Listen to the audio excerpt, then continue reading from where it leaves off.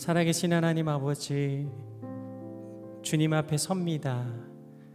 예수 우리에게 말씀하여 주옵시며 주님이 예비하신 하늘의 은혜와 그 주님의 음성 우리 가운데 허락하여 주옵소서. 예수님 이름으로 기도드립니다. 아멘.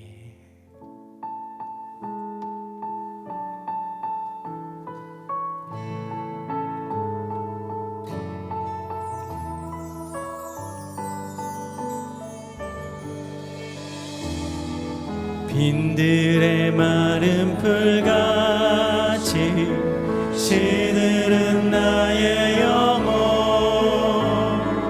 주님이 약속한 성령 간절히 기다리네. 가물어 메마른 땅에 단비를 내리시는 성령의 단비를 부어 새 생명 주옵소서.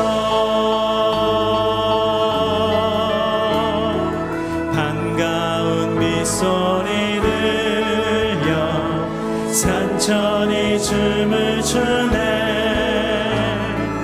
봄비로 내리는 성령 내게도 주옵소서. 가물어 메마른 땅에 단비를 내리시는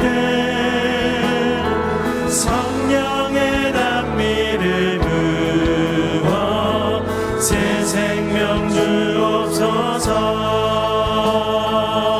3절 철 따라 우러를 내며 초목이 무성하니 갈급한 내 심령 위에 성령의 부소서. 아멘. 가물어 메마른 땅에 단비를 내리시는 성령의 단비를 부어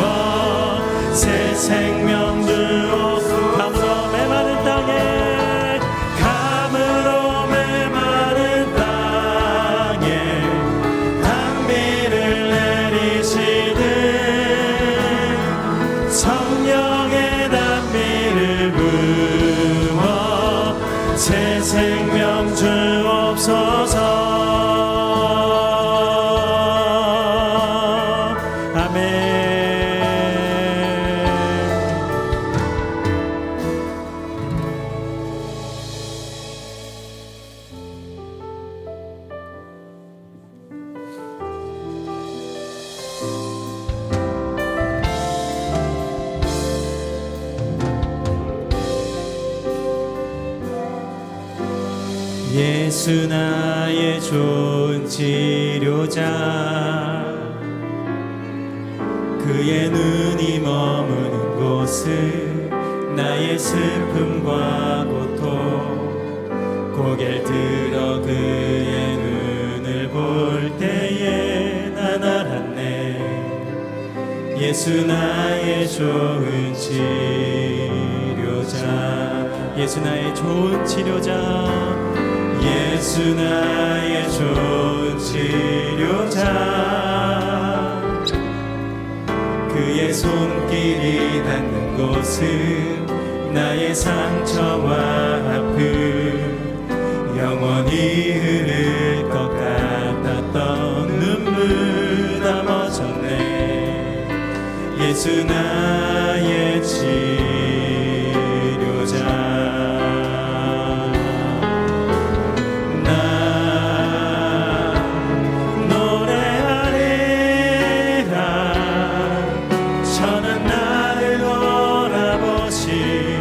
구세주를 찬양해 하늘 닿는 곳까지 내 손 들리라 예수 나의 치료자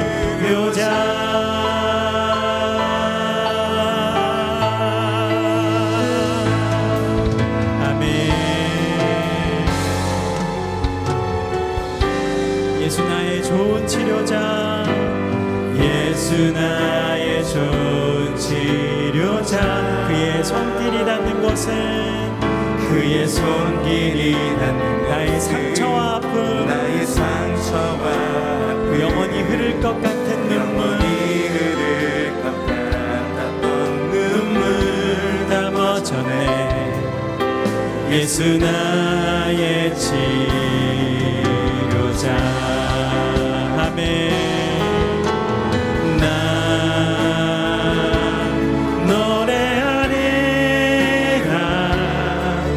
전한 나를 돌아보신 구세주를 찬양해 하늘 닿는 곳까지 내 손 들리라 예수 나의 치료자 나 노래하리라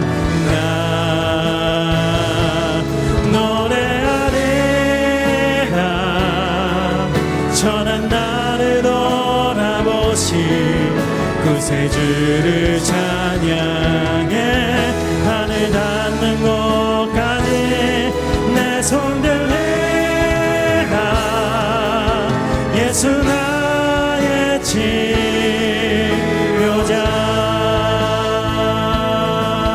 아멘 이제 눈 들어 이제 눈 들어 주 보내 그 능력 날 새롭게 해 주님의 사랑 날 만지시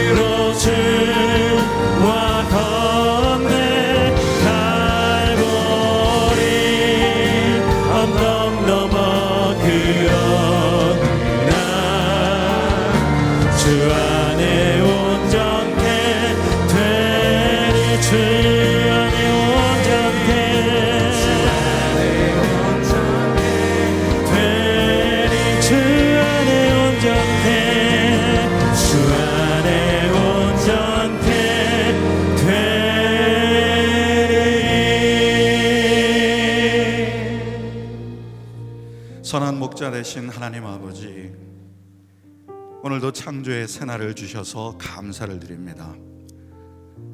우리의 낡고 상한 마음, 죄악된 마음이 다 사라지게 하여 주시고 하늘로부터 임하시는 새 영과 새 마음을 우리에게 부어 주시옵소서.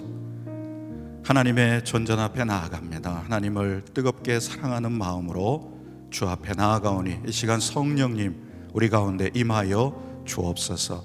각자 예배드리는 처소에 성령의 임재를 충만히 부어 주시옵소서. 말씀 전하시는 최성원 목사님께 성령의 기름을 부으시고 충만케 하시며 주님의 음성을 대언하는 시간이 되게 해달라고 이 시간 성령의 임재를 구하며 합심하여 기도하겠습니다. 오 하나님 아버지, 오늘도 주의 은혜에 감사하며 주님을 높이며 주님께 경배하며 나아가기를 원합니다. 거룩하신 하나님, 영광의 하나님, 존귀하신 하나님, 오늘 이 시간 우리의 메마른 심령 가운데 임하여 주시고 찾아와 주시고 우리의 영혼을 새롭게 하여 주시옵소서. 하나님의 임재 가운데 드리는 거룩한 예배가 되기를 원합니다. 이 아침에 우리의 영혼을 새롭게 하여 주시고 우리의 모든 상황을 새롭게 하여 주시옵소서. 하나님의 얼굴을 구하며 나아갑니다. 거룩하신 하나님, 우리 가운데 임하여 주시옵소서. 주님의 이름으로 합니다. 좋으신 하나님 아버지, 오늘도 우리에게 새 날을 주셔서 감사를 드립니다. 좋으신 하나님, 우리 가운데 임하여 주시옵소서. 오늘도 말씀을 사모하며 기대하며 나아가오니 우리 목사님을 통하여 하나님의 음성을 대언케 하여 주시옵소서. 이 시간 예배하는 우리 모두에게 성령의 충만함을 부어 주시옵시고 우리의 마음이 새로워져서 하나님을 새롭게 보며 주의 음성을 새롭게 듣는 거룩한 시간 되게 하여 주시옵소서. 하나님의 영광을 구합니다.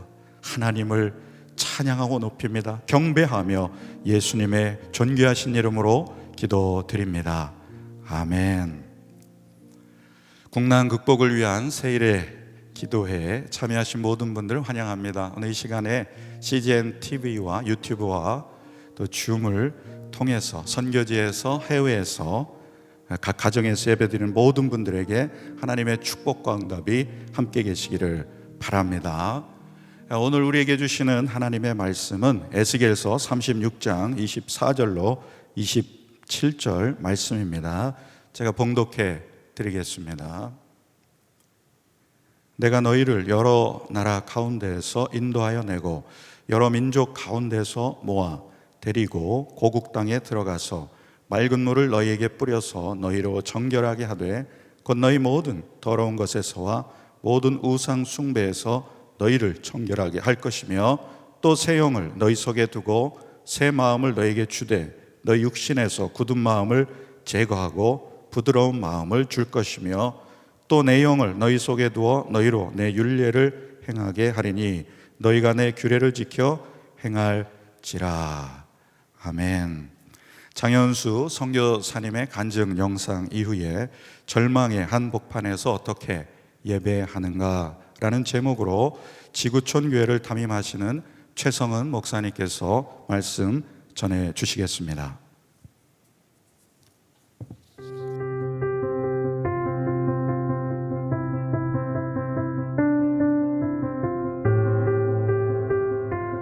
코로나로 인해 새벽 기도에도 온라인으로 드려지는 어려운 상황이지만 저희 온누리 선교사들을 위해서 중보해 주셔서 깊이 감사드립니다.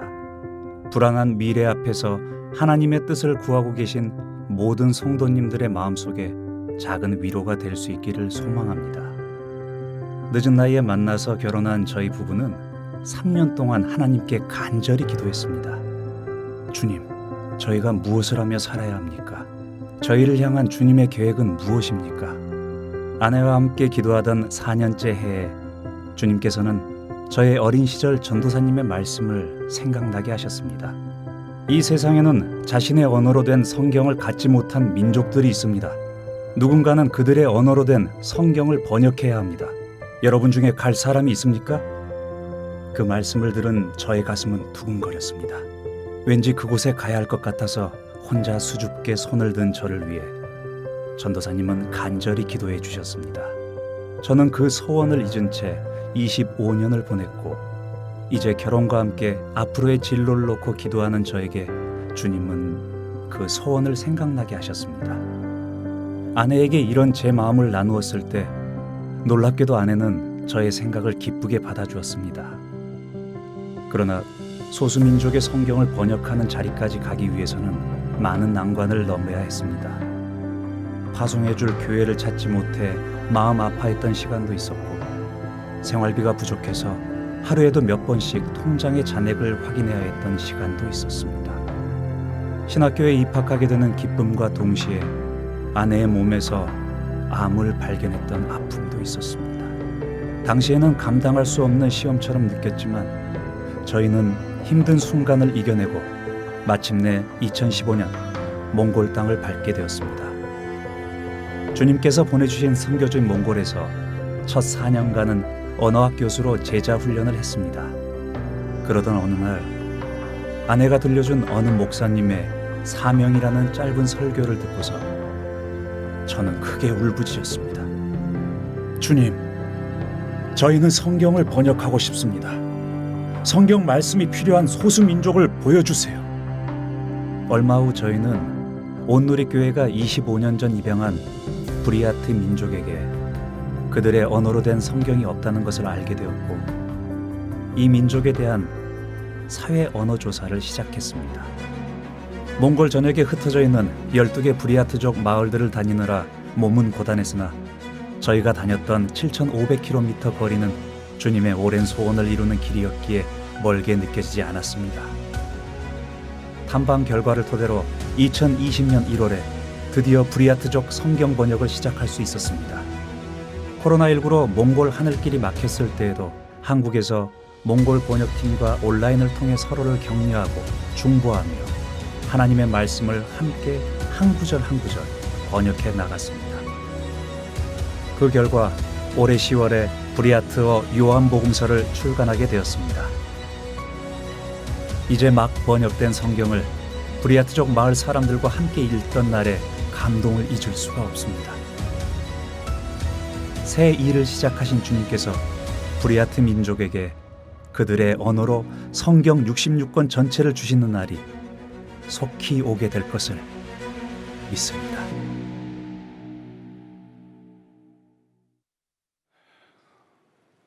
할렐루야, 주 이름을 높이 찬양합니다. 오늘 이렇게 초청해 주셔서 너무 감사드리고요. 이재훈 목사님은 저에게 형제 같은 분이시고요.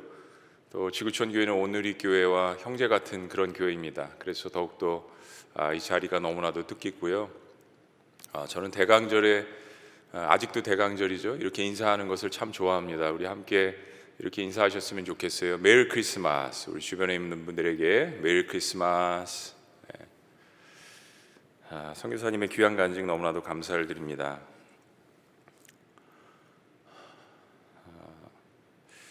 절망의 한복판에서 어떻게 저희들이 다시 예배할 수 있는가? 선교사님의 간증을 잠깐 들어보니까 우리 선교사님도 하나님의 부르심을 받았지만은 너무나도 큰 그 절망의 그 어려움이 있으셨던 것을 보게 됐습니다.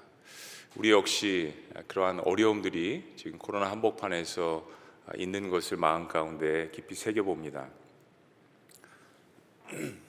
BC 597년, 그러니까는 BC 722년에 북이스라엘이 멸망한 지 125년째 되는 해에 남유다에 검은 구름이 짙게 깔리오게 됩니다.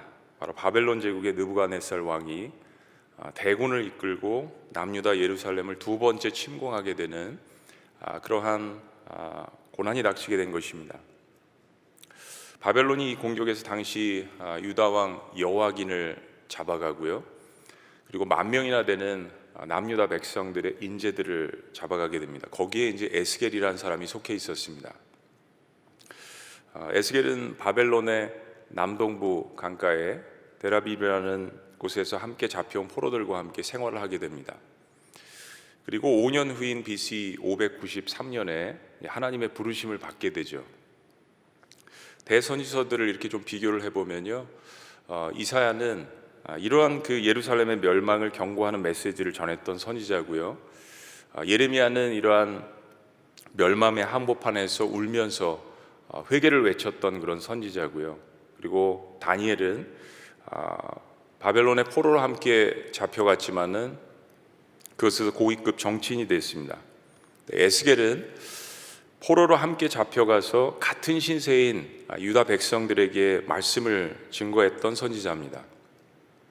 여러분, 이 상을 한번 비교를 해보시면 죄악의 결과로 나라는 바벨론에게 다 황폐해지고 1만 명이 넘는 그러한 인재들이 바벨론의 포로로 잡혀간 상황에서 무슨 소망의 메시지를 에스겔이 증거할 수 있었을까요? 더군다나 사실은 역사적으로 에스겔이 말씀을 증거한 지 7년 후인 BC 586년에 남유다는 완전히 멸망하게 됩니다. 근데 에스겔은 그렇게 아무 소망이 없는 최악의 상황 가운데 있는 이 남유다 이스라엘 백성들에게 심판을 외친과 동시에 놀라운 회복을 예언했던 선지자로 알려집니다. 에스겔서가 총 48장으로 되어 있는데 1장부터 24장까지는 남유다의 멸망에 관해서 이야기를 하고요. 그리고 25장부터 32장까지는 주변의 대적국들에 대한 심판에 관한 이야기입니다. 그리고 33장부터 48장은 이스라엘의 회복에 관한 이야기인데, 특별히 33장부터 39장까지가 삶의 회복에 대한 이야기, 그리고 마지막 40장부터 48장까지는 성전의 회복, 예배의 회복에 대한 이야기입니다. 나라가 멸망한 최악의 상황 가운데서 하나님께서 회복을 이야기하시는데, 그 회복의 중심에 바로 예배가 있다는 것입니다. 그러니까 하나님 나라의 백성들은 내가 속한 나라가 회복되기 이전에 가장 중요한 것이 내가 먼저 하나님 앞에서 예배가 회복되는 것이 중요함을 에스겔이 이야기하고 있는 것이죠. 코로나라는 전염병의 사태, 또 우리는 특별히 올해 국가 민족을 위해서 많이 기도했는데 세일의 기도 역시 마찬가지고요. 사실은 올해가 며칠 남았지만은 6.25 70주년을 기념하는, 또 한반도 주변 상황을 생각할 때 에스겔서는 우리 시대 모든 그리스도인들이 꼭 묵상해야 하는 그런 말씀이라고 생각을 합니다. 자, 그런데 모든 것이 다 망하고 회파되고 소망이 없는 것 같은데, 최악인데 어떻게 다시 예배하라고 하는 것일까요? 오늘 절망 가운데 그발 강가에서 에스겔이 본 이 하나님의 영광을 체험하는 시간이 되시기를 간구합니다. 자, 최악의 상황 가운데서 우리는 어떻게 다시 예배할 수 있을까요? 오늘 본문 말씀 가운데 네 가지를 나누는데, 첫 번째는 전적인 하나님의 인도하심을 받으라는 것입니다. 전적인 하나님의 인도하심을 받아라.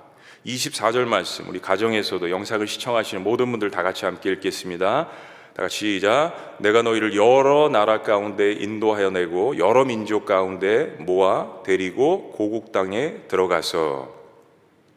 그러니까 하나님께서 나라가 멸망하는 최악의 상황을 맞이한 에스겔에게 전쟁으로 지금 흩어져 있는 이스라엘 백성들을 모든 나라로부터 다시 찾아내시고 다시 모으시고 그들을 고향인, 옛날 성경은 고토라고 되어 있죠, 예루살렘으로 돌아오게 하시겠다라고 하나님께서 스스로 선언하시는 것입니다. 역사적으로 이스라엘 백성들은 바벨론의 포로 생활을 마치고 70년 만에 다시 돌아오게 됩니다. 이게 무엇을 이야기하냐면 때와 장소와 시간, 방법, 이런 것들은 하나님께서 택하신다는 이야기죠. 오늘 이 말씀을 기억했으면 좋겠습니다. 오늘 말씀의 모든 주어는 하나님이십니다. 하나님이 하신다는 이야기입니다.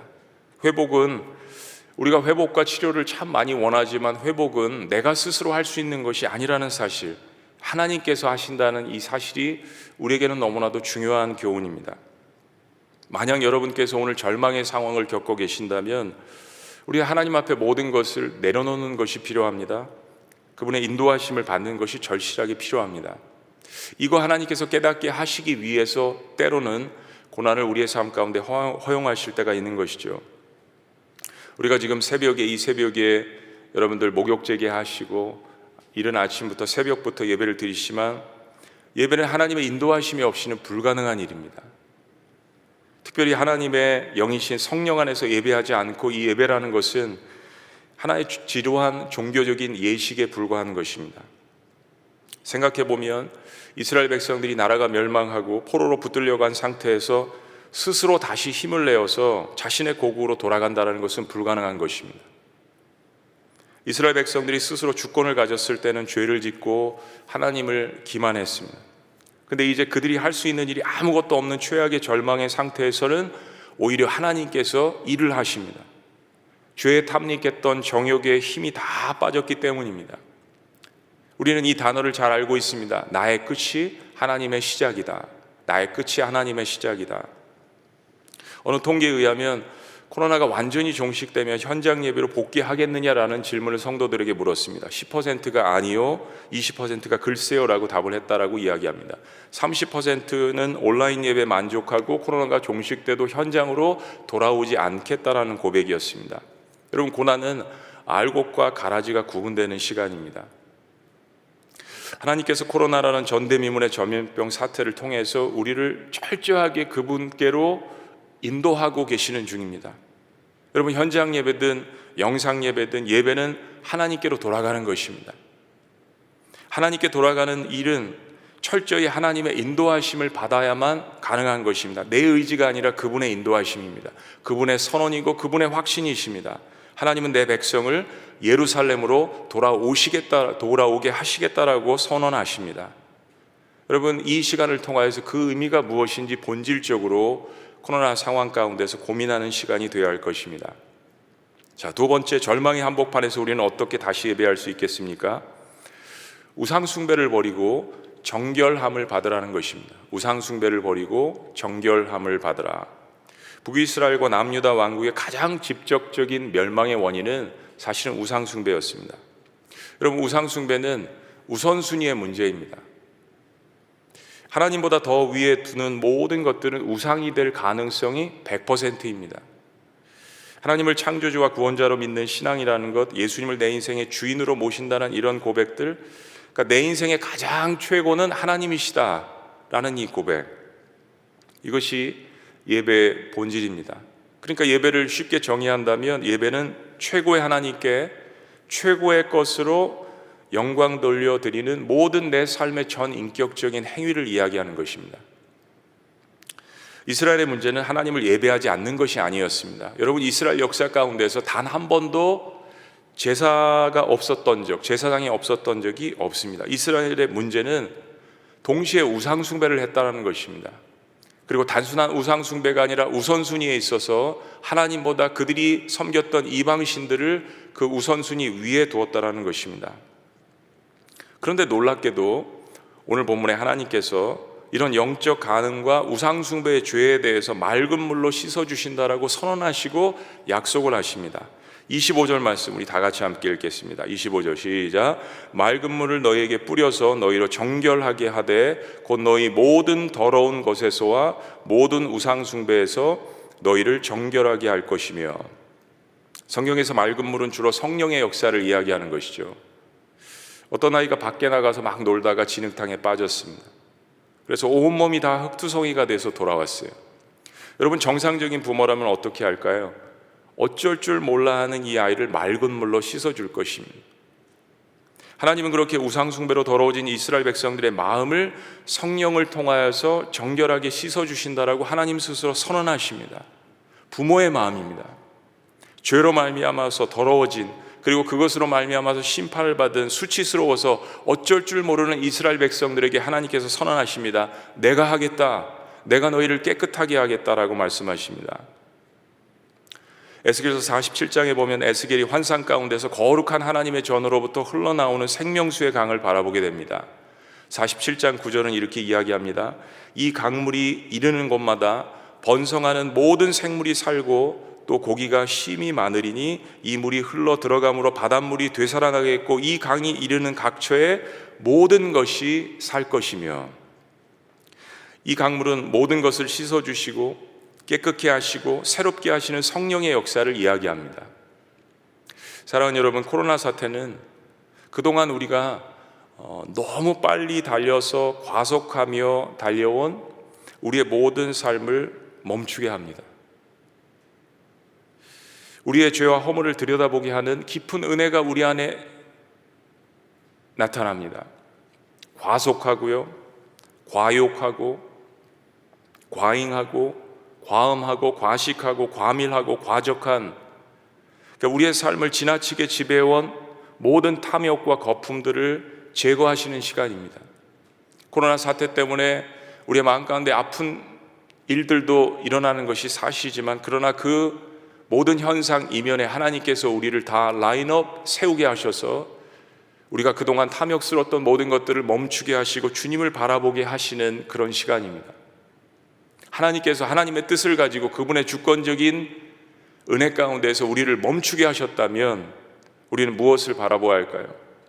우리는 정말 잠잠히 서서 주의 성령께서 맑은 물로 우리를 정결케 하시는, 우리를 깨끗게 하시는 그러한 역사를 경험할 수 있도록 나를 내어드리는 그 작업이 필요한 시간입니다. 여러분 삶 가운데 죽었던 모든 것들이 다시 살아나는 역사를 경험하시기를 주의 이름으로 축복합니다. 세 번째, 절망 가운데서 우리는 어떻게 예배할 수 있을까요? 세 번째는 새 영을 통해서 마음을 새롭게 하라는 것입니다. 새 영을 통해서 마음을 새롭게 하라. 28절은 이렇게 이야기합니다. 또 새 영을 너희 속에 두고 새 마음을 너희에게 주되 너희 육신에서 굳은 마음을 제거하고 부드러운 마음을 줄 것이며, 하나님을 예배하는 것에서 떠나서 우상 숭배하는 마음은 실은 감각이 없는 죽음의 상태입니다. 에베소서는 하나님을 떠난 이방인들의 상태를 이렇게 이야기합니다. 그들의 총명이 어두워지고 그들 가운데 있는 무지함과 그들의 마음이 굳어짐으로 말미암아 하나님의 생명에서 떠나 있도다. 무엇에서 떠나 있다고요? 생명에서 떠나 있도다. 그들이 감각 없는 자가 되어 자신을 방탕에 방임하여 모든 더러운 것을 욕심으로 행하되, 하나님을 떠난 상태, 우상 숭배하는 상태는 사망의 상태입니다. 영적인 사형 선고를 받은 상태입니다. 마음이 딱딱하고 굳어질 대로 굳어진 상태입니다. 행위는 있으나, 제사도 있으나, 제사장도 있으나, 드림도 있으나, 그러나 영적으로는 마음이 딱딱한 상태, 감동이 없는 상태, 변화가 되지 않는 상태, 하나님 앞에 감사하지 않는 상태, 생명에서 떠난 사망의 상태입니다. 한마디로 마른 뼈의 모습이죠. 이스라엘 백성들이 심판받은 그런 모습입니다. 사실은 다음에 이어지는 에스겔서 37장에 관해서 우리는 너무나도 잘 알고 있습니다. 하나님은 에스겔에게 한 골짜기의 마른 뼈로 가득 찬 모습을 보게 하십니다. 뼈는 완전한 죽음의 상태를 뜻하는 것입니다. 모든 살 소망이 끊어진 상태를 이야기하는 것입니다. 더 이상 희망이 없는 상태를 이야기하는 것입니다. 하나님께서는 에스겔을 일부러 환상 가운데 그 모든 소망이 없는 마른 뼈들에게 인도를 하십니다. 그런데 하나님께서 사방에서 생기를 불러 모으십니다. 여기서 생기로 번역된 르하라는 이 단어, 호흡을 뜻합니다. 영을 뜻합니다. 바람을 뜻하는 단어입니다. 그런데 특별히 여기서 이 르하의 뜻은 하나님의 성령, 그 거룩하신 하나님의 영이신 성령을 뜻하는 단어입니다. 하나님께서는 이 마른 뼈들에게, 살 소망이 없는 뼈들에게 이 성령의 생기를 불어넣어 주셔서 다시 살아나게 하십니다. 그것이 리바이벌, 부흥이란 뜻이죠. 그들로 하여금 하나님의 군대로 만드십니다. 우리는 아무것도 할 수 없다라고 생각하고 포기하고, 그래서 우리 자신을 하나님 앞에 내어드릴 때 하나님께서는 그러한 죽은 뼈들을 통하여서도 하나님의 군대로 만드신다라는 놀라운 회복의 이야기죠. 성령을 이야기하신 다음에 37장에서 하나님께서는 이 마른 뼈들을 보여주십니다. 하나님은 죽은 뼈들을 통하여서도 역사하신다라고 이 이야기를 절망의 한복판에 있는 에스겔에게, 이스라엘 백성들에게 선언하시는 것이죠. 그런 의미에서 26절 말씀을 다시 한번 봅니다. 또 새 영을 너희 속에 두고 새 마음을 너희에게 주되 너희 육신에서 굳은 마음을 제거하고 부드러운 마음을 줄 것이며. 그렇습니다. 하나님은 비록 마른 뼈와 같이 죽어있고 딱딱한 우리의 심령에 죽은 영을 제거하시고 그 안에 새로운 영을 다시 심어 넣으시겠다라고 하나님 스스로 선언하십니다.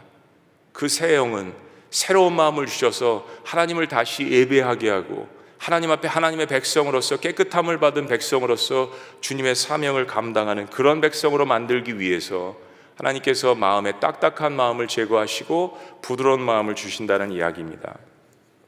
그런 마음이 옥토의 마음이죠. 회개하는 마음입니다. 감동이 있는 마음입니다. 그런 상태에서 예배를 드리면 하나님의 말씀이 떨어질 때마다 놀라운 열매를 맺게 되는 것입니다. 사랑하는 여러분, 나의 마음이 곤고하거나 나의 마음이 강팍감을 느낀다면 그냥 하나님 앞에 엎드리는 것이 필요할지도 모릅니다. 내 마음을 하나님 앞에 솔직하게 드러내는 것이 필요할지도 모릅니다. 다윗은 시편에서 이 기도를 여러 번 했습니다. Oh God, search my heart. 하나님, 제 마음을 좀 살펴주세요. 제가 어떤 사람인지 모르고 어떤 상태에 있는지 모르고 정말 제 마음 가운데 어떤 죄가 있는지 모르는데 저의 모든 것을 아시는 하나님께서 저의 마음을 살펴주옵소서. 여러분, 사실 저와 여러분들은 잘 알고 있습니다. 회개라는 것도 성령의 역사가 없이는 되지 않더라고요. 성령께서 나의 마음을 터치해 주셔야 회개라는 것도 진정한 마음에서 일어나는 것이 아닌가요? 여러분, 하나님께서 우리의 마음에 새 영을 통하여서 새로운 마음을 주시고 나의 죽었던 모든 것들이 살아나게 하시는 놀라운 역사가 있기를, 그리고 그것을 체험하시기를 주의 이름으로 축복합니다. 마지막 네 번째, 절망의 한복판에서 우리는 어떻게 다시 예배를 회복할 수 있을까요?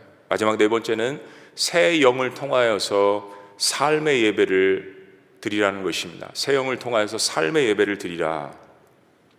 27절 말씀이 이렇게 이야기합니다. 또 내 영을 너희 속에 두어 너희로 내 율례를 행하게 하리니 너희가 내 규례를 지켜 행할지라. 내 규례를 지켜 행할지라. 하나님께서 성령을 통하여서 우리에게 하나님의 말씀을 깨닫게 하시고, 그리고 그 말씀을 지킬 것을 기대하십니다. 율법주의가 나쁜 것이지 구약성경에서 율법은 하나님의 말씀입니다. 그런데 여전히 우리가 구원받은 이후에도 하나님의 말씀을 온전히 지킨다는 것이 너무 어렵고 때로는 불가능하다라는 것을 깨닫습니다. 그런데 저는 이거 깨닫는 것이 너무 중요하다라는 것을 깨달았습니다. 우리는 사실 거기부터 시작해야 합니다. 하나님의 말씀을 지킬 수 있는 능력이 내 안에는 없다라는 것을 깨닫는 것, 이것이 성화의 과정 가운데서도 너무나도 필요하다고 생각합니다. 이것 역시 하나님의 영이신, 성화의 과정 역시 하나님의 영이신 성령을 통하여서만 가능한 일입니다. 나는 안 되는구나, 내 안에는 새롭게 할 수 있는 능력이, 창조할 수 있는 능력이, 거룩하게 될 수 있는 능력이 내 안에는 없다라는 것을 선언하는 것. 그래서 하나님께서 내 마음 가운데 있는 다윗의 기도처럼 깊은 것이라도 통달하시는 성령님께서 우리의 마음을 새롭게 하시고, 그분이 우리의 마음에 충만할 때만 우리는 자연스럽게 그분의 말씀을 이해하게 되고 순종하게 된다라는 것. 하나님의 영이신 성령의 역사가 없으면 우린 예배 시간에 하나님 앞에 나아갈 수도 없습니다. 하나님의 말씀을 밝히 이해할 수도 없습니다. 기도의 경지에 깊이 들어갈 수도 없습니다. 하나님을 영화롭게 할 수도 없습니다. 그러나 성령을 통하여서 말씀이 비로소 이해가 가고 진정으로 내 안에 회개가 일어나면 그때 비로소 나는 그 말씀을 삶에 적용하기 시작하는 것입니다. 말씀의 은혜를 받고 공예배가 회복이 되고, 그리고 이제는 우리의 삶에서도 예배가 비로소 회복되기 시작하는 것입니다. 여러분, 삶의 예배가 무엇입니까? 삶의 예배라는 것은 예배당 밖을 벗어나서도 삶 가운데 예배자의 삶으로서 계속해서 살아나가는 것입니다. 예배당 안의 영성이 예배당 밖의 영성까지 이어지는 삶을 이야기합니다. 말씀이 나를 변화시키는 엄청난 능력이 있다는 것을 실제로 경험하게 된다면 그때부터 삶의 문제들을 말씀으로만 해석하기 시작합니다. 나의 고난도 마찬가지고 나의 최악의 상황도 마찬가지고 하나님의 말씀이 깨달아지니까 말씀을 통하여서 나의 삶과 상황을 해석하기 시작합니다. 그러면서 삶의 변화가 더욱더 급진적으로 일어나기 시작하는 것입니다. 최근에 특별히 올해 뉴스를 볼 때 대한민국에 피가 많이 모자란다라는 뉴스를 많이 접했습니다. 그래서 저희 교회에서 코로나로 찌든 힘든 대한민국 국민들을 그리스도의 피로 회복시키자 해서 피로 회복이라는 헌혈 캠페인을 세 차례 진행을 했습니다. 올해 코로나 한복판에서 피가 모자란다 라는 이야기를 많이 접했을 때 우리가 그리스도인으로서 무슨 일을 해야 할까?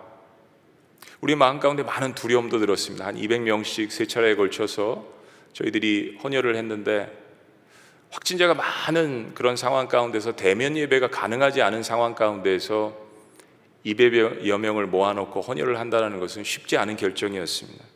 그래서 교회에 헌혈을 하는 날은 중보기도팀에 이야기하고 모든 성도가 헌혈을 하지는 않지만 헌혈하는 사람들을 위해서 기도해달라고 부탁을 하며 3차례에 걸쳐서 헌혈을 했습니다. 사실은 두 번째는 청년들이 헌혈을 했는데요, 그 청년 부서에서 이 제목을 지은 거예요. 피로 회복. 여러분, 너무나도 멋진 이름 아닙니까? 피로에 찌들어 있는 이 사회, 이 백성들, 이 국민들, 나의 조국을 우리가 알고 있는, 우리가 수혈받은 예수 그리스도의 피로 회복시키자.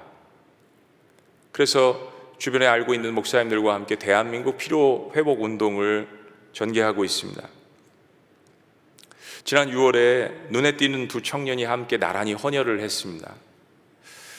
한 청년은 나이가 26살인데요 이제 신학대학을 들어갔답니다. 여러분, 나이가 26살인데 대학원도 아니고 대학을 들어갔대요. 늦은 나이에 그런 결정을 하는 것이 너무 대단했어요. 요즘 신학을 하고 목회자가 된다고 하면 참으로 제가 생각해도 존경스럽습니다. 그런데 더 놀라운 것은 그 옆에 누워있는 청년입니다. 이 청년은 이 친구를 전도하기 위해서 4년을 공을 들였대요. 그리고 이 친구가 2년 전에 교회 나오게 됐고요, 교회 나오면서 예수님을 영접하게 됐습니다. 근데 이 친구가 작년에 예배를 드리다가 삶 가운데서 하나님이 자신을 부른다는 것을 깨닫고 자신의 삶을 하나님 앞에 드리고 신학을 하기로 서원을 한 거예요. 자기를 전도한 친구도 아직 신학교도 안 갔는데요. 여러분, 얼마나 놀라운 일입니까? 그런데 이 두 친구가 나란히 저렇게 앉아서 헌혈을 하는 이 모습이 저에게는 너무나도 가슴 뭉클한 그러한 깨달음이었습니다. 사랑하는 여러분, 이 전도한 친구의 삶이 얼마나 신실했으면 4년 만에 교회 나오게 되고 또 2년 만에 전도받은 친구가 신학을 하기로 결심을 했을까요? 여러분, 이거는 전도를 한 이 친구가 삶 가운데서 예배가 없었다면 불가능한 일입니다. 친구는 친구를 너무나도 잘 알잖아요. 모든 삶을 속속들이 다 알고 있는 사람 아닙니까? 그런데도 불구하고 4년 만에 예수님 영접하고 2년 만에 신학을 하기로 결심한 것, 삶의 예배가 없었다면 불가능한 일입니다. 이 두 청년의 이야기 속에서 절망 가운데 있는 한국교회의 작은 소망을 보았습니다. 여러분, 역대하 7장 14절을 우리는 잘 알고 암송하고 있습니다.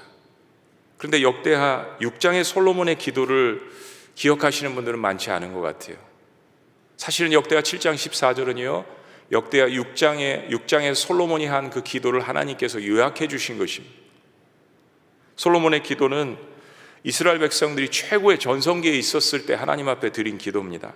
그런데 이 장문의 기도 가운데, 솔로몬의 기도 가운데 마지막 구절이 저의 마음을 감동케 합니다. 36절, 39절에 나타나 있는 이 내용들이 뭐냐면 이런 내용입니다. 하나님, 만약에 우리가 하나님 앞에 범죄하고 우상 숭배를 하고 그래서 우리가 망하고 전쟁의 포로로 잡혀갔을 때 우리가 하나님 앞에 죄를 깨닫고 죄를 회개하면 그때 하나님께서 우리를 다시 용서해 주실 거예요? 그때 하나님께서 우리를 다시 회복시켜 주실 것입니까? 라는 기도를 솔로몬이 합니다. 에스겔서는 이 솔로몬의 기도가 현실된 상황입니다. 정말 그런 상황이 이스라엘 백성들에게 닥친 것입니다. 최고의 전성기에 하나님 앞에 드렸던 그 기도가 현실로 이스라엘 백성들 앞에 다가왔습니다. 하나님, 이렇게 죄를 짓고 이렇게 우상 숭배하고 우리가 이렇게 하나님을 떠나서 그 죄의 결과로 우리가 이렇게 포로로 잡혀갔을 때 하나님, 우리가 다시 하나님 앞에 죄를 회개하면 다시 용서하시고 우리를 하나님의 백성으로 다시 받아주실 거예요? 라는 기도. 좋은 시절이 지나가고 죄와 불순종으로 패역한 백성들, 이제 혼돈의 시대로 들어갔습니다. 그들에게 필요한 것은 다름 아닌 하나님께서 솔로몬에게 가르쳐 주신 회개의 기도였습니다. 내 이름으로 일컫는 내 백성이 그들의 악한 길에서 떠나 스스로 낮추고 겸비하고 기도해서 내 얼굴을 찾으면 내가 하늘에서 듣고 그들의 죄를 사하고 그들의 땅을 고칠지라. 저는 이 말씀을 여러 번 묵상해 봤습니다. 그들의 땅을 고칠지라. 그 솔로몬의 기도를 대신 이어받은 자가 바로 에스겔이었습니다. 그래서 에스겔서의 마지막은 성전의 회복, 삶의 회복, 하나님 백성으로서의 회복, 무엇보다도 예배의 회복이었습니다. 그리고 예배의 회복에 대해서 하나님은 성령을 통하여서 이렇게 말씀하시는 거예요. 실은 땅을 고치신다는 이 말씀은 백성들의 마음을 고치신다는 이야기입니다. 땅이 무슨 죄가 있겠습니까? 우리의 썩어진 마음들을 주님께서 고치신다는 이야기예요. 그래서 그 딱딱하고 굳어진 마음을 새 영으로 갈아엎으신다는 말씀입니다. 사랑하는 여러분, 구약이나 신약이나 어느 시대를 막론하고 성령의 역사가 없으면 사람들은 변화되지 않습니다. 아무리 교회에 사람이 많이 모이고 교회가 숫자적으로 부흥한다 그렇게 눈으로 보일지라도 성령의 역사가 없으면 사람들의 삶은 전혀 변화되지 않습니다. 성령의 역사가 없이는 예배도 제대로 드리지 못합니다. 마음이 부패하고 게으르고 자신이 중심이 된 예배이기 때문입니다. 코로나 전염병 시대에 가장 어려움을 겪는 두 부분은 경제와 예배입니다. 이스라엘 백성들이 영적으로 문제가 있을 때 민생들이 가장 고초를 겪지 않았습니까? 상위 30%는 늘 문제가 없습니다. 항상 문제는 상위 30%가 아니라 나머지 70%의 국민들입니다. 이스라엘이 영적으로 병들 때는 상위 30%는 하위 70%를 오히려 압제하고 그들의 고통을 더욱더 외면했습니다. 하나님께서 이것에 화가 나셨습니다. 이사야서도 마찬가지입니다. 영적으로 병들면 삶의 예배가 없으니까 타인을 돌아보지 않는 것입니다. 마음이 강팍해지는 것입니다. 전염병 상황에서 교회가 큰 타격을 받습니다. 집단 예배가 불가능합니다. 소그룹까지 규제를 받습니다. 사상 처음 있는 일입니다. 사탄은 모든 가능한 동력을 다 끊어놓으려고 합니다. 이런 상황에서 우리에게 필요한 것이 무엇일까요? 우리는 어떻게 진정으로 예배를 회복하고 하나님 앞으로 돌아갈까요? 델아비브의 그발 강가에서 에스겔이 만난 그 주님을 다시 만나는 것입니다. 모든 살 소망이 끊어졌다라고 생각할 때, 앞이 보이지 않는다라고 생각할 때, 이 터널의 끝이 보이지 않는다라고 생각할 때, 그발 강가에서 에스겔이 만난 그 하나님을 다시 만나는 것입니다.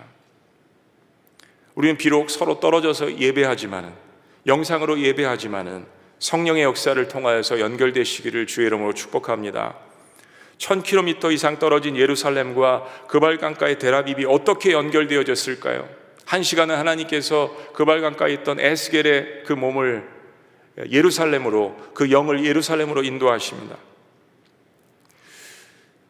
초대 예루살렘 교회는 핍박으로 모두가 다 흩어진 가운데서도 어떻게 그렇게 한 마음으로 기도하고 예배할 수 있었을까요? 어떻게 부흥을 경험할 수 있었을까요? 인터넷이 없고 줌 예배도 없고 핸드폰이 없는 시절에 어떻게 폭발적인 성령의 역사를 경험할 수 있었을까요? 핍박이 닥쳐서 모든 성도들이 다 흩어진 상황에서 어떻게 그들은 한 마음으로 연결되어질 수 있었을까요? 어떻게 그들은 다시 오는 하나님의 나라를 바라볼 수 있었을까요?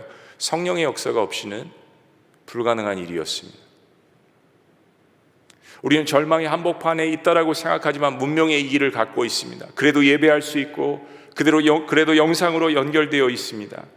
그러나 이 모든 것들이 가능하다고 할지라도 성령의 역사가 없이는 우리 하나님 앞에 예배 드림이 아닐 수 있습니다. 나라가 망하고 인재들이 포로로 잡혀간 상황에서 하나님께서 이스라엘 백성들의 성령을 통하여서 예배를 회복하라고 이야기하십니다.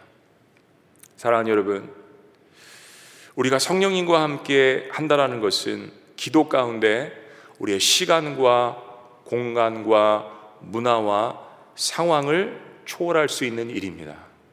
어려운 시대이지만 깊은 기도 가운데 하나님의 뜻을 분별하셔서 그 가운데 하나님이 주시는 담대함과 확신과 치료하심과 회복과 평안을 유지하시기를 주의 이름으로 축복합니다. 예배가 회복된 새로운 성전에서 주시는 말씀, 에스겔의 마지막 말씀, 여호와 샴마, 여호와께서 예배하는 백성들 가운데 계시도다. 기도하시겠습니다.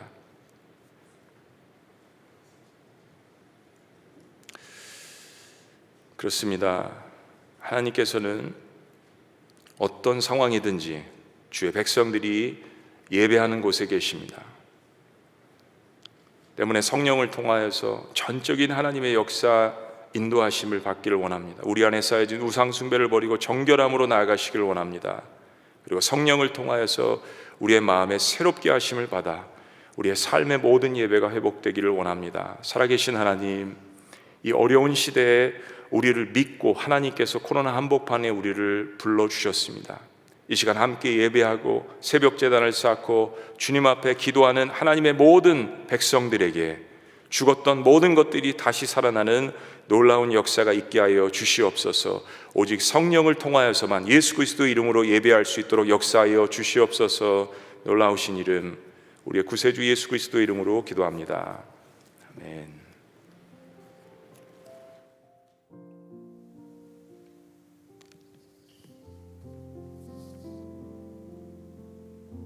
이 시간 하나님께서 목사님을 통해서 주신 말씀을 생각하면서 함께 기도하기를 원합니다. 기도를 통하여서 우리가 함께 연합이 되고 온 교회가 연합이 되고 이 국난 가운데서 하나님의 주권적인 초월적인 그 역사를 통하여 하나님이 우리의 죄를 회개케 하시고 또 우리의 마음을 하나님께 돌이키게 하시고 또 이 땅을 고쳐주시는 놀라운 은혜와 역사가 있기를 원합니다. 또 우리의 가정을 회복시켜 주시고 우리의 자녀를 하나님께 돌아오게 하는 놀라운 역사가 있기를 원합니다. 또 우리 모든 교회들이 자기 중심성을 버리고 하나님께로 돌아오게 하여 주옵소서. 모든 성도들이 오직 하나님만 높이며 하나님 중심으로 살아가는 삶의 예배로 드려지게 하옵소서. 주신 말씀을 생각하며 합심하여 기도하겠습니다. 하나님 아버지, 오늘 이 시간에 하나님께서 목사님을 통해서 주신 말씀을 아버지 묵상하며 나아갑니다. 하나님 아버지, 우리의 모든 죄악을 아버지 앞에 토로하며 회개하며 나아가는 시간이 되기를 원합니다. 하나님을 찾고 구하지만 우선순위가 하나님이 아니고 내가 되는 삶을 바라보게 됩니다. 하나님, 나를 높이고 나를 드러내고 나를 추구하는 삶에 소망이 없음을 알게 하여 주시옵소서. 오직 하나님을 구하고 먼저 그 나라와 의를 구하는 삶 가운데 성령의 역사하심을 알게 하여 주시옵소서.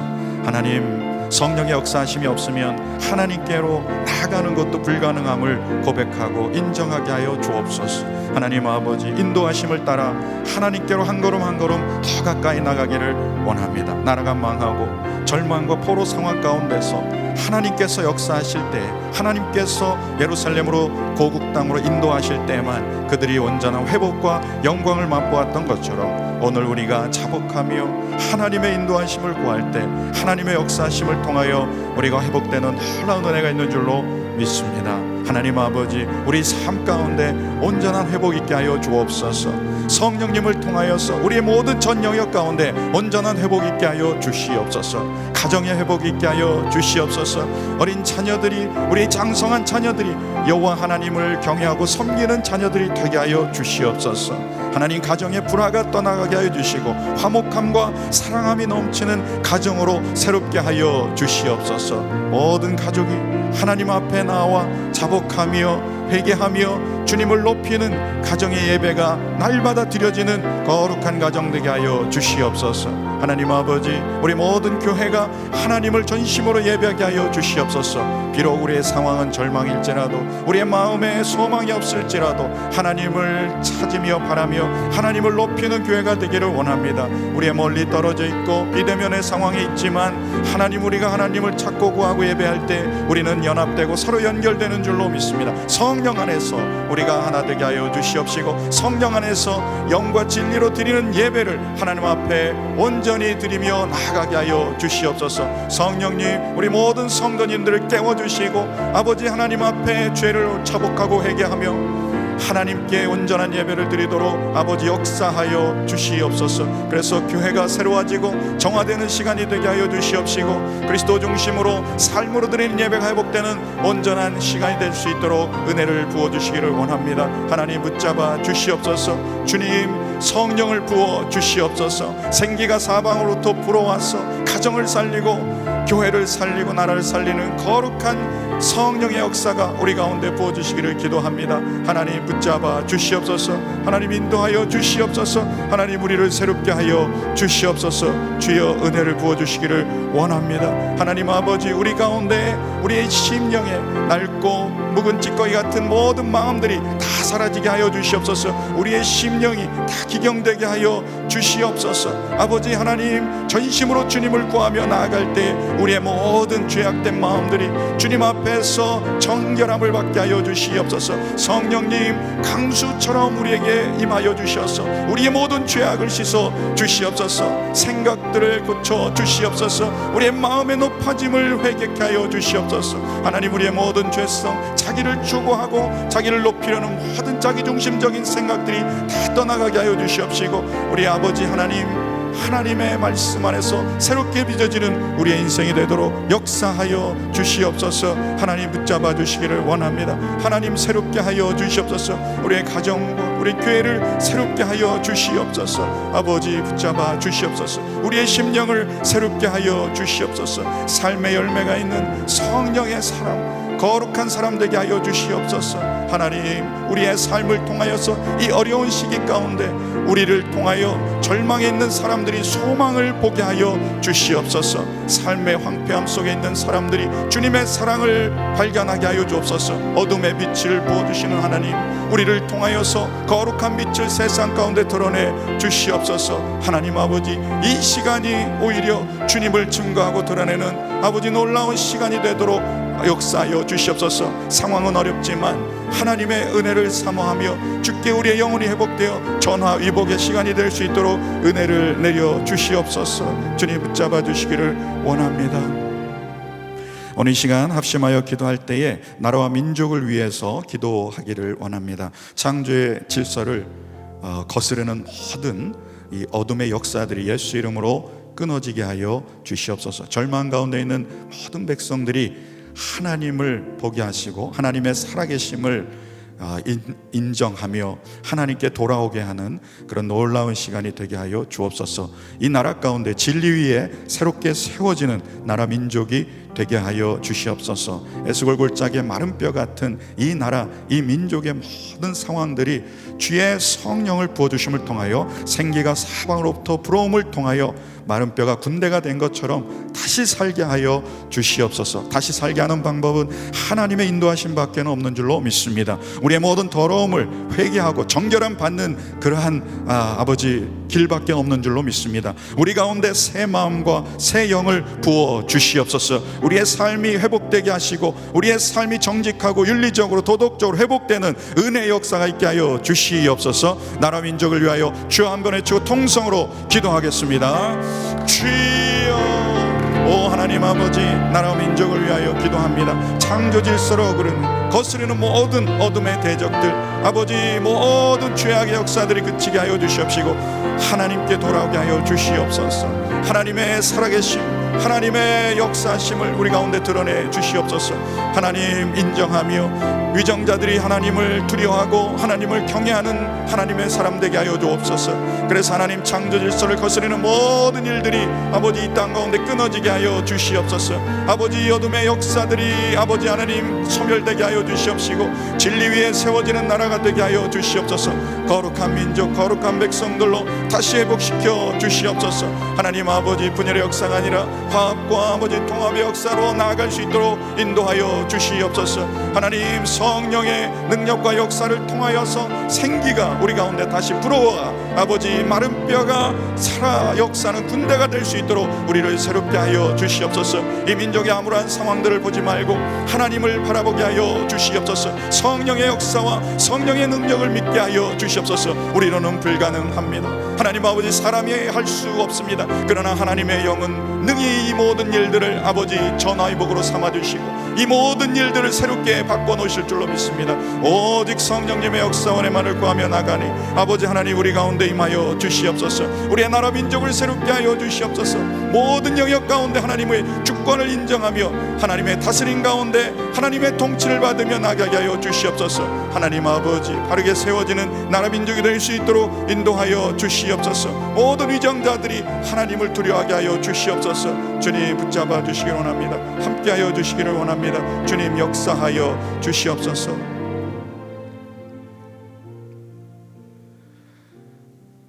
살아 역사하시는 하나님 아버지, 오늘 목사님을 통해서 우리에게 이 절망의 상황에서 붙들어야 될 것은 하나님이심을 말씀하여 주셨습니다. 하나님의 이 말씀을 우리가 사모하며 나아갈 때, 또 하나님 중심으로 하나님을 경외하며 살기를 결단할 때 우리 가운데 성령님을 부어 주시옵시고, 또 우리 가운데 성령으로 새롭게 회복시켜 주심을 믿습니다. 먼저 우리 마음 가운데 하나님 우선순위가 늘 하나님이 되게 하여 주시옵소서. 하나님을 그냥 의례적으로 찾는 인생이 아니라 우리 인생의 우선순위가 늘 하나님이 되게 하여 주시고, 하나님이 옆에서 임마누엘로 늘 함께 하심을 인정하고 고백하며 하나님 뜻 가운데 살기를 바라며 나가는 인생이 되게 하여 주시옵소서. 입술로 하나님을 얘기하지 말게 하시고 그 마음의 중심에 삶으로 하나님을 드러내 보이는 우리 인생이 되게 하여 주시옵소서. 우리의 악하고 더러운 마음은 너무나 마음속 깊이 숨겨져 있기 때문에 우리도 알지 못하는 가운데 있습니다. 오직 성령의 기름 부으심을 통하여 성령님이 역사하실 때 우리의 내면 안에 있는 악을 보게 하시고 너무나 지독한 자기중심성의 그러한 죄성을 보게 하시는 줄로 믿습니다. 성령님, 오늘 이 시간 역사하여 주셔서 그리스도께서 우리의 마음 가운데 거하심을 통하여 우리의 모든 죄성을 낱낱이 드러내게 하시고 우리의 죄악된 모든 마음들이 물같이 씻어지는 놀라운 역사가 있게 하여 주시옵소서. 그래서 주님만 따라가게 하시고 주님만 바라보는 우리의 삶이 회복되도록 은혜를 부어 주옵소서. 오늘 이 시간 새 마음과 새 영을 우리 가운데 부어 주시옵소서. 성령님, 예배를 사모하며 예배하고자 하는 마음, 참으로 찬양하고 경배하는 그런 열정을 우리 가운데 회복시켜 주시옵소서. 소망을 주님 앞에 드리며 나아갑니다.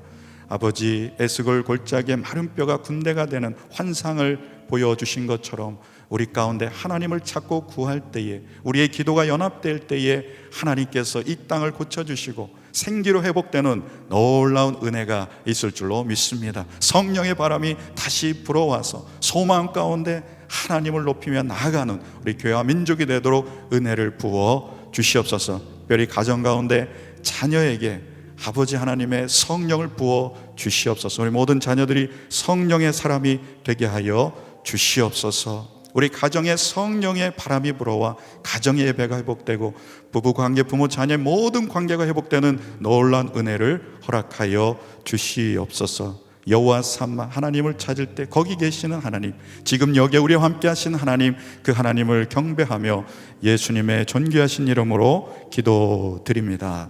아멘. 다 같이 앉은 자리에 다 같이 일어나셔서 하늘의 문을 여서서 찬양드리며 나아가겠습니다.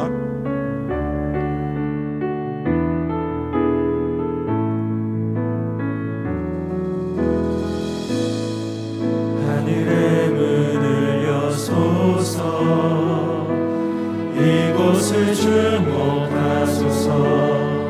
주를 향한 노래가 꺼지지 않으니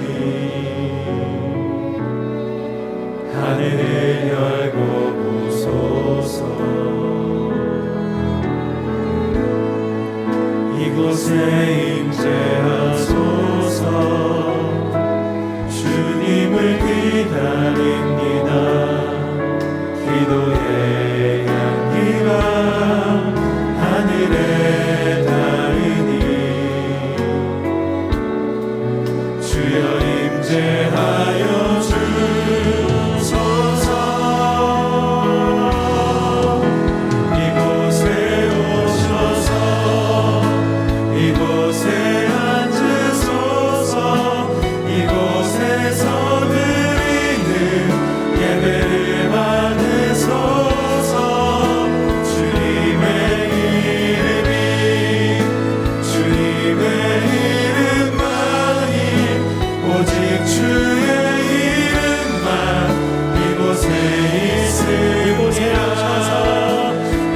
이곳에 오셔서 이곳에 앉으소서 이곳에서 드리는 예배를 받으소서 주님의 이름만이 오직 주의 이름만 이곳에 있습니다 오직 주의 이름만 이곳에 있습니다 오직 주의 이름만 이곳에 있습니다.